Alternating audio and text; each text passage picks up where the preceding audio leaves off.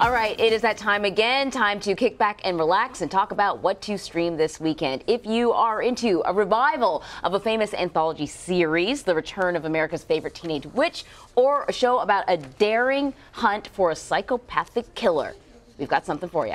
Here to walk us through what we should be streaming is Krutika Mallikarjuna. She is a senior editor at TV Guide. Welcome back. We missed you. We were saying that. Thank you for having me back as always. I missed you guys too. So up first, everybody's excited for this. The CBS revival of a classic, The Twilight Zone. Let's watch a preview. Everything you said would come true has. I changed something, erased something. We're not meant to be here. Life sometimes goes like you don't expect it to. Yeah. That music makes everything terrifying. Everything, right? So Jordan Peele, you just saw him Jordan Peele's face is not terrifying, but with that music. I know. Yeah. He's the executive producer. He's also the host. First of all, I was looking at the list of people who are going to be featured in the different episodes. Camille Nanjiani, Seth Rogen, Stephen Yeun, Jacob Tremblay, John Cho, Luke Kirby, Jessica Williams, Greg Kinnear, Tracy Morgan. First of all, you have these really recognizable faces. What's kind of interesting is I've been rewatching the old Twilight Zone on Netflix. A lot of those actors were like B and C list actors, right, character actors, and this is like a little different in that regard.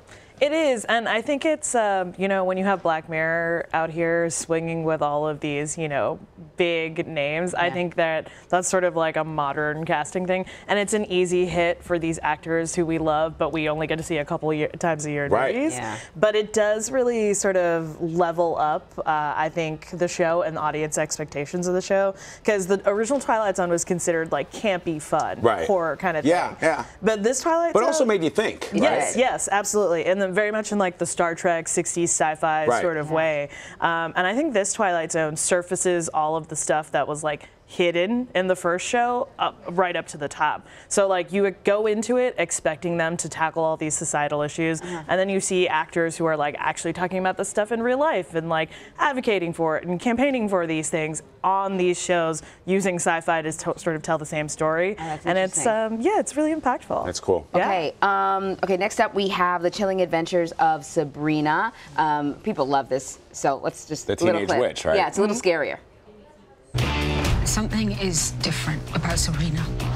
I feel like I've been walking down this darker path.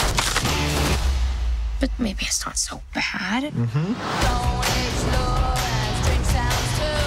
She had a dark baptism, and there's nothing we can do to stop her. So when season 1 came out, you call this one of the best shows out there. It is not I loved it. Sort of this cheesy kid thing. It's scary. It is scary, but still scary in like a I'm supposed to be having fun with this horror thriller kind of show way.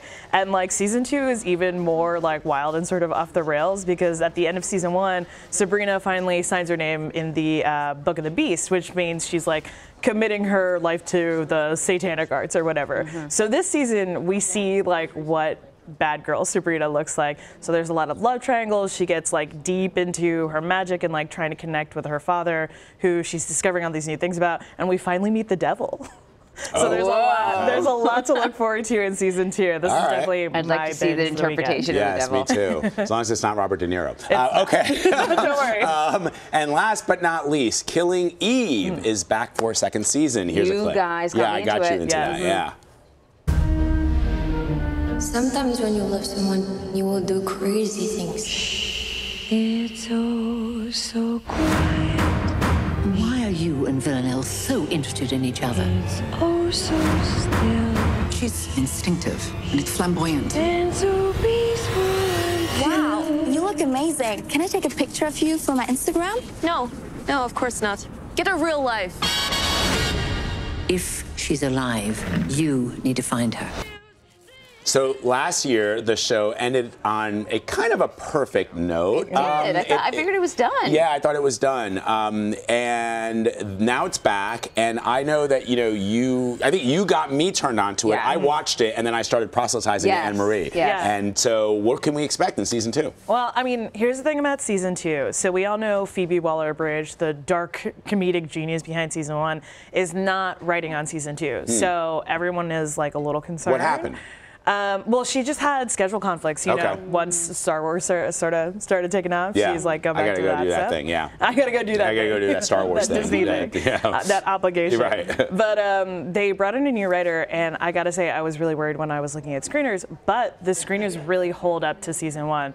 Like, there is none of the comedic darkness, like, missing from the show, and I was afraid it would swing one way or the other. And Killing Eve is all about, like, I don't know, on the surface it's a show that's like a thriller cat and mouse, but it's less about deception and more about the honesty. Yeah. And the honesty is still there in the show. Like, it's still mainly about the relationship between Eve and Vienel. So I think it like really kicks up a notch, because in this season we finally see Vienel in a space where she doesn't have it all together. Like, she doesn't have perfect control of her life. And so that like sets the emotional stakes even higher, because Eve really, like, as much as she didn't know this woman before, she had an understanding. And now Vienel is like backed into a corner, and Eve is going to really see what she's made of. Wow, that sounds really great. I know Anthony Mason is actually interviewing Sandra Oh, which is really cool. I'm looking forward to seeing that. But Jodie Comer as Vienel is. So I love Sandra Oh, and I've loved everything she's ever done. So, but she was sort of new to me, Jodie Comer. I didn't know who she was until. I think I've seen her in maybe one other big thing, and her character is completely different. Right. And what makes her so phenomenal playing this role is that Eve is sort of a master of being different characters whenever, and she's perfect. She is so good, and I just think that she's got big things ahead for her, because she's been able to do with this character, which could have ended up being either somebody really horrific, like a person who kills people indiscriminately. Turns out to be somebody not sympathetic, but there's an honesty to her character and who she is. You're getting played by Eve. Ooh. That's how she does it. Well, like, that's the thing about Vienel, right? She's just fun. You know, she's a joy. What's the dance when you? That's the character. That's what's happening to me. So good to see you, Krutika. Have a nice weekend. You too.